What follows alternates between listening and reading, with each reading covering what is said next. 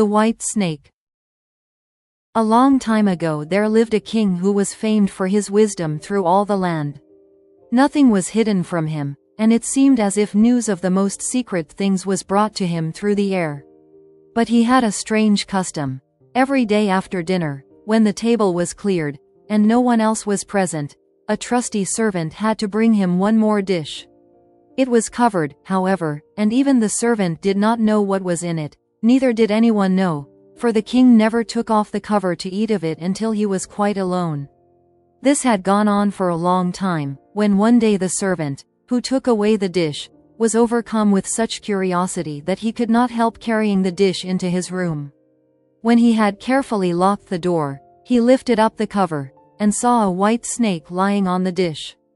But when he saw it he could not deny himself the pleasure of tasting it, so he cut off a little bit and put it into his mouth. No sooner had it touched his tongue than he heard a strange whispering of little voices outside his window. He went and listened, and then noticed that it was the sparrows who were chattering together, and telling one another of all kinds of things which they had seen in the fields and woods.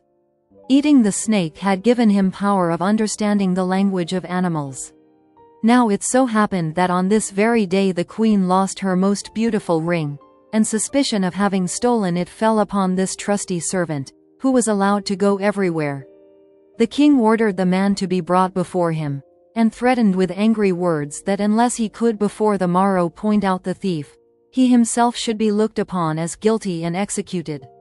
In vain he declared his innocence. He was dismissed with no better answer. In his trouble and fear he went down into the courtyard and took thought how to help himself out of his trouble.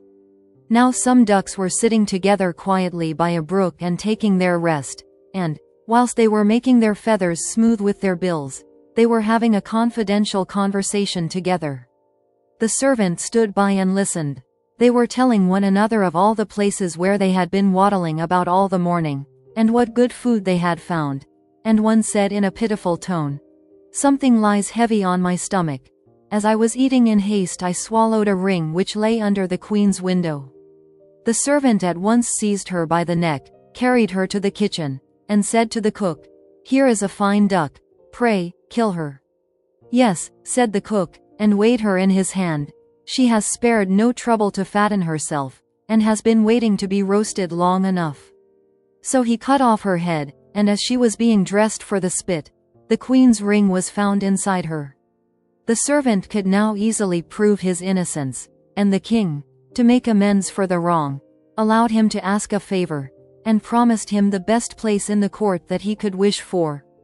The servant refused everything, and only asked for a horse and some money for traveling, as he had a mind to see the world and go about a little.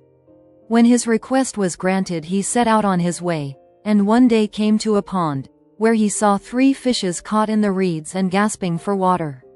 Now, though it is said that fishes are dumb, he heard them lamenting that they must perish so miserably, and, as he had a kind heart, he got off his horse and put the 3 prisoners back into the water. They leapt with delight, put out their heads, and cried to him, "We will remember you and repay you for saving us." He rode on, and after a while it seemed to him that he heard a voice in the sand at his feet. He listened, and heard an ant-king complain, "Why cannot folks, with their clumsy beasts, keep off our bodies? That stupid horse, with his heavy hoofs, has been treading down my people without mercy." So he turned on to a side path and the ant-king cried out to him, "We will remember you. One good turn deserves another." The path led him into a wood, and there he saw 2 old ravens standing by their nest, and throwing out their young ones. "Out with you, you idle, good-for-nothing creatures," cried they. "We cannot find food for you any longer. You are big enough, and can provide for yourselves." But the poor young ravens lay upon the ground, flapping their wings, and crying, "Oh, what helpless chicks we are! We must shift for ourselves, and yet we cannot fly. What can we do, but lie here and starve?" So the good young fellow alighted and killed his horse with his sword, and gave it to them for food. Then they came hopping up to it, satisfied their hunger, and cried, "We will remember you. One good turn deserves another." And now he had to use his own legs, and when he had walked a long way, he came to a large city. There was a great noise and crowd in the streets, and a man rode up on horseback, crying aloud, "The king's daughter wants a husband. But whoever seeks her hand must perform a hard task, and if he does not succeed he will forfeit his life." Many had already made the attempt, but in vain. Nevertheless, when the youth saw the king's daughter, he was so overcome by her great beauty that he forgot all danger, went before the king, and declared himself a suitor. So he was led out to the sea, and a gold ring was thrown into it, before his eyes.